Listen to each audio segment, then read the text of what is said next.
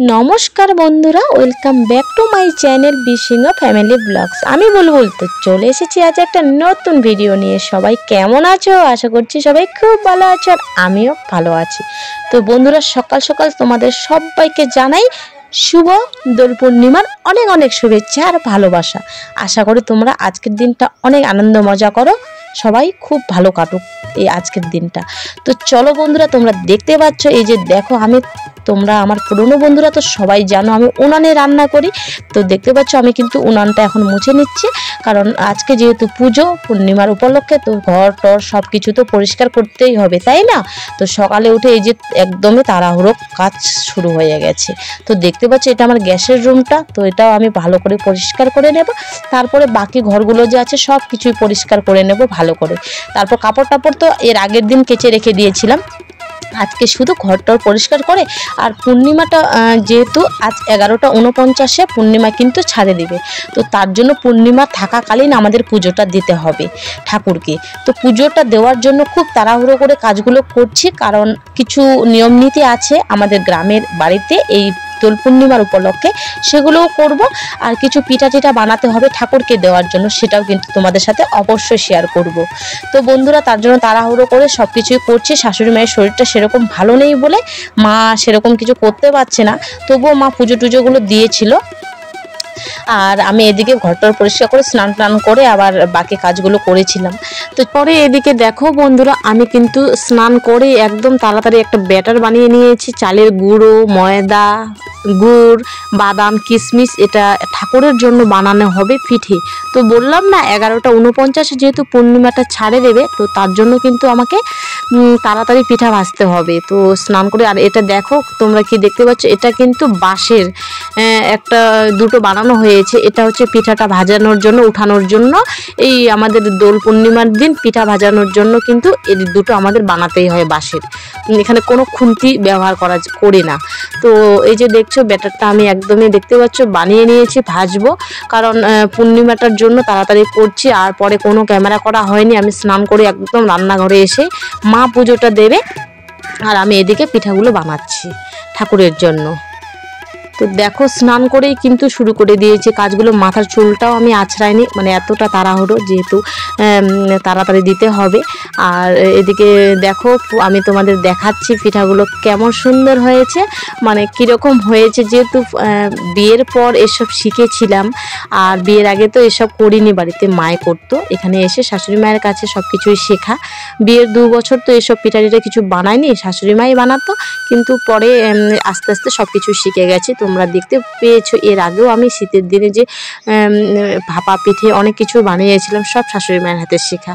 তো এই পিঠেটাও আমি শিখেছি শাশুড়ি মায়ের কাছে। এই যে দেখো পিঠেগুলো কেমন হয়েছে তোমরা কমেন্টে জানিও কিন্তু। হ্যাঁ, তো যেহেতু তাড়াহুড়ো করে করছি, আর ব্যাটারটা কিন্তু বানিয়ে কিছুক্ষণ রাখতে হয়, আর আমি একদমই রাখতে পারিনি যেহেতু তাড়াহুড়ো, বললাম বারবারই বলছি।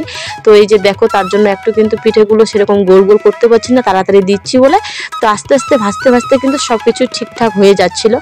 আর এটা ভাজতে গেলে কিন্তু একদমই তাড়াহুড়ো করা চলবে না, খুব জালটা কিন্তু খুব স্লোতে দিতে হবে, আর আস্তে আস্তে সব কিছু ভাজতে হবে, মানে সময় নিয়ে তাড়াহুড়ো করে চলবে না।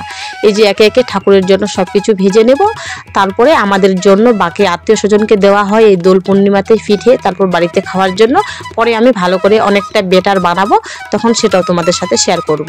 তো দেখো আমি ব্যাটারটা ভালো করে ভেজে দিচ্ছি। তো পিঠেগুলো ভাজি বন্ধুরা, তোমরা ভিডিওটা দেখতে থাকো। আশা করি তোমাদের আজকের ভিডিওটা খুব খুব ভালো লাগবে। আর যদি ভালো লেগে থাকে একটা কিন্তু লাইক অবশ্যই করো, কমেন্ট কিন্তু করতে একদম ভুলবে না বন্ধুরা। নতুন বন্ধুরা যারা আমার এই ভিডিওটা দেখছো প্লিজ চ্যানেলটিকে সাবস্ক্রাইব করে দিয়ে কিন্তু আমার পাশে থেকো। পাশে থাকা বেল আইকনটি কিন্তু অবশ্যই ক্লিক করো, যাতে আমার যে কোনো আপলোড করা ভিডিও তোমাদের কাছে খুব তাড়াতাড়ি পৌঁছে যায়। তো চলো বন্ধুরা তোমরা দেখতে থাকো আর আমার সাথে থেকো, পাশে থাকো, প্লিজ কেউ স্কিপ করো না।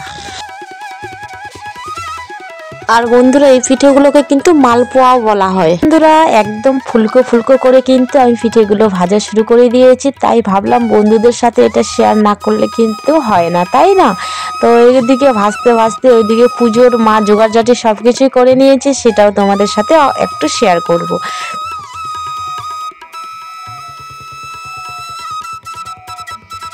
তো তো দেখো মা কিন্তু মার মতো করে নিজের মতো করে পুজোটা দিয়ে দিয়েছে। বাইরের আরও আমাদের অনেক ঠাকুর আছে, সেগুলো দিয়ে দিয়েছে। আমি ঘরের ঠাকুরগুলোকে তোমাদের সাথে একটু শেয়ার করলাম।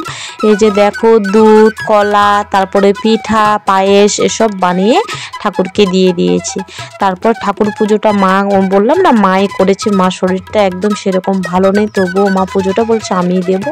তো মা পুজোটা দিয়েছে। তারপরে কিন্তু আমি রান্না বান্না সব কিছুই বাকি ছিল। আর ভাত তো কিন্তু আমাদের সেদিন রান্না হয় না বাড়িতে, সারাদিন একবারে রাত্রেই হবে। তো আমি এরপরে পুজোটা দিয়েই মাকে পিঠাটা মানে দিয়ে তারপরে কিন্তু আমি খাবারের জন্য আলুর একটা তরকারি বানিয়েছি। আর হচ্ছে তার সাথে কিন্তু রুটি তো বানাইনি, মুড়ি খেয়েছিলাম। ওটা খেয়েই কিন্তু আমি দেখো বন্ধুরা গুড় কাটছি। গুড়টা কিসের জন্য বলো তো? আমি যে পিঠেটা বানালাম সেটা তো ঠাকুরের জন্য, আমাদের জন্য বা আমাদের যে আত্মীয় স্বজন আছে তাদেরকে দিতে হবে।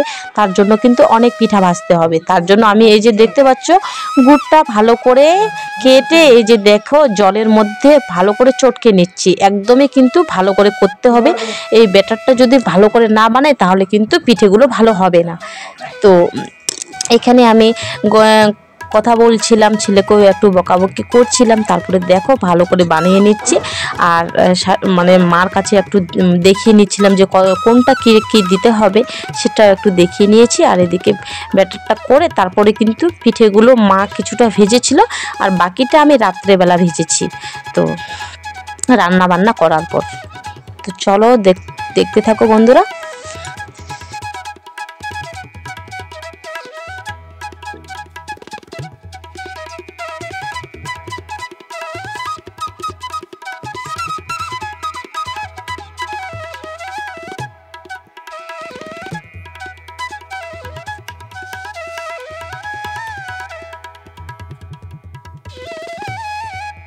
তারপরে বন্ধুরা ভালো করে গুড়টাকে চটকে এই যে দেখো আমি জলের সাথে যে মিশিয়ে নিয়েছি সেটাকে ভালো করে আমি ছাঁকনির সাহায্যে ভালো করে ছেঁকে নিলাম।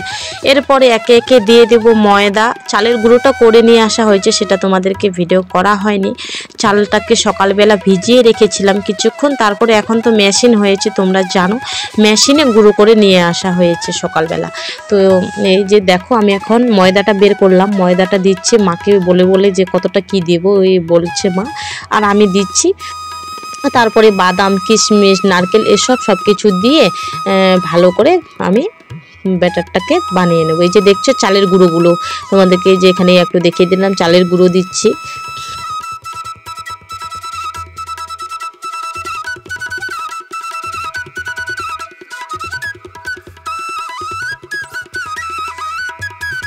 তারপরে দেখো বন্ধুরা এই পিঠেগুলো যে দেখতে পাচ্ছ এগুলো কিন্তু সব আমার শাশুড়ি মা বানিয়েছে, আর খেতেও কিন্তু দারুণ টেস্টি হয়েছিল, একদমই নরম নরম। তো দেখো এই ব্যাটারটা কিন্তু মা এরপরে রেখে দিয়েছিল, বললাম যে মা শরীরটা একটু ভালো নেই বলে, তো আমি বলেছি আমি ওটা পরে ভাজবো তুমি রেখে দাও। এই যে দেখো এগুলো ভেজে মা তারপরে রেখে দিয়েছিল, আর আমি রাত্রেবেলা রান্না বান্নার পর আমি ভেজেছিলাম। তো বন্ধুরা আমি তোমাদেরকে একটু দেখাবো, কারণ খাওয়ার সময় এই যে দেখো আমি একটু মার ভাজা পিঠেগুলো একটা খেয়েছিলাম, তার ভাবলাম তোমাদের সাথেও সেটা একটু শেয়ার করি। তো দেখো পিঠে খাচ্ছি আমি এখন। তারপরে বন্ধুরা কিন্তু একদমই কোনো রকম আর কোনো ভিডিও করা হয়নি, একদম সন্ধ্যাবেলায় চলে এসেছি রান্না বান্না করার পর। যেহেতু সারাদিন রান্না বান্না কিছু হয়নি তাই ভাবলাম তাড়াতাড়ি রান্নাটা বসিয়ে দিই। তো আমার সেদিন 7টার মধ্যেই কিন্তু সব রান্না হয়ে গেছে, মানে খুব সিম্পল হয়েছে। আর দেখতে পাচ্ছ এখন কিন্তু আমি বাকি যে ব্যাটারটা রেখেছিলাম সেটা ভাবছি যে ভেজে নিই, কারণ কাল সকালে উঠে কিন্তু আরও অনেক কাজ। কালকের দিনে তো আমাদের রং খেলা, তারপরে বাড়িতে অনেক কিছু রান্না বান্না মাংস টাংস হবে। তো দেখো আলু আর বেগুন একসাথে একটা ভাজা বানিয়েছি। তারপর বর রুই মাছ এনে দিয়েছিল, তো রুই মাছের ঝোল করেছি। দেখো তোমাদের রান্নাটাও একটু শেয়ার করে দিলাম। তারপরে বন্ধুরা আর খাওয়া দাওয়ার পর সেদিন আর কোনো ভিডিওটাও আর কোনো মানে শেষ করতেও পারিনি। তো এদিকে দেখো আমি এখন পিঠাগুলো ভেজে নিচ্ছি, বাকি সবটাই শেষ করে দিয়েছিলাম। তারপরে খাওয়া দাওয়া করে একদমই বন্ধুরা সবাইকে গুড মর্নিং জানিয়ে আমি তারপরের দিন ভিডিওটা আর শেষ করতে পারিনি, ভাবলাম এই অংশটুকু তোমাদেরকে দেখিয়ে দিই তারপরের দিনের কি করেছিলাম। তো এখানে দেখতে পাচ্ছ 1.5 কেজির মতো মাংস নেওয়া হয়েছে। আমাদের থালাতে যেটা দেখতে পাচ্ছ সেখানে 1 কেজি আছে, আর গামলাতে কিন্তু সেটা হাফ কিলো।